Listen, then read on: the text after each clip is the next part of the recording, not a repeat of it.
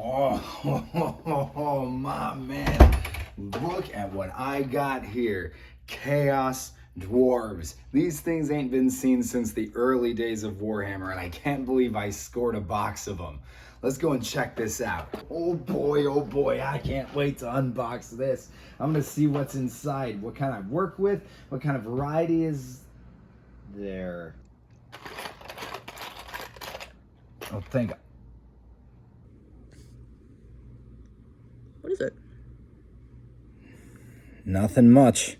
You ever had this happen to you where you're so excited to open a new find from eBay or something, and then you crack it open and maybe there's parts missing, maybe the product is straight up damaged, but either way, you don't get what you ordered and you're not going to be able to do a good job because such an important part of the model is missing? Well, that's the situation I've landed in.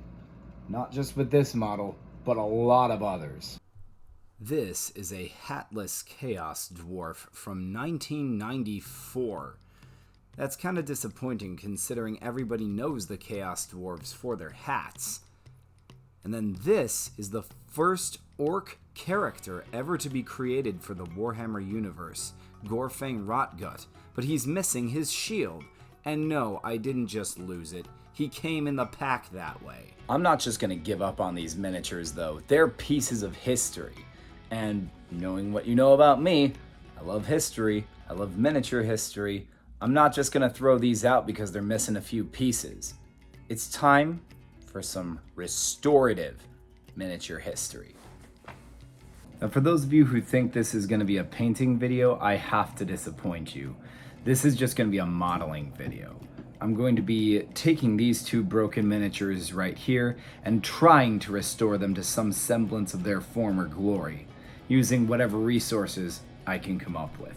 Fortunately for Mr. Rotgut over here, I happen to have a leftover box of bits from my 5th edition orcs, including this shield, which will serve nicely, seeing as how it's his personal symbol anyway. The funny thing about this model's restoration is that I can't even show the process on camera until I paint it, because in order to get it looking the best it possibly can, I have to paint the shield, the icon, and the mini itself all separately so that I don't mess up the paint job. For the dwarf, I have to do something new. I had to go on Etsy because I couldn't find replacement parts anywhere else, and they sent me a bag full of these. And I just found out this isn't even the 1st edition of Chaos Dwarf. I know most of you probably knew that already, feel free to laugh at me. But these hats that I got on Etsy to repair this, they're from 1st edition Chaos Dwarves. So I'm using Games Workshop parts to repair a Games Workshop model. So if Chaos Dwarves of any kind are legal in Warcry now, this can be used as one, because hey, I'm not using any third-party sculpts, and the majority of the model is Games Workshop. How do you like that, G-dubs? So now it's time to try on a few hats. This is important because it's a big part of what the miniature was and represented. So today I'm going to try a bunch of these hats on, give them all a fair chance, and then decide on which one I'm going to glue down. Fortunately for me, whoever gave me this perfectly cut off the hat at the right area with just the right tool to leave it completely flat. So thanks, whoever you are. You nailed the cut while screwing me. Ordinarily, you might say, why don't you just magnetize them and switch between them? Well, because the aesthetic I'm going for is that of a Mithraic Chaos Dwarf. Mithra was the god of the covenant, the contract, and cattle. Not exactly chaotic, but that's the general sort of Zoroastrian image I get from the Chaos Dwarves, so we'll commit to that. So I know what you guys are probably thinking. Given my source material that I've showed you, why did I choose this crown to restore this miniature with?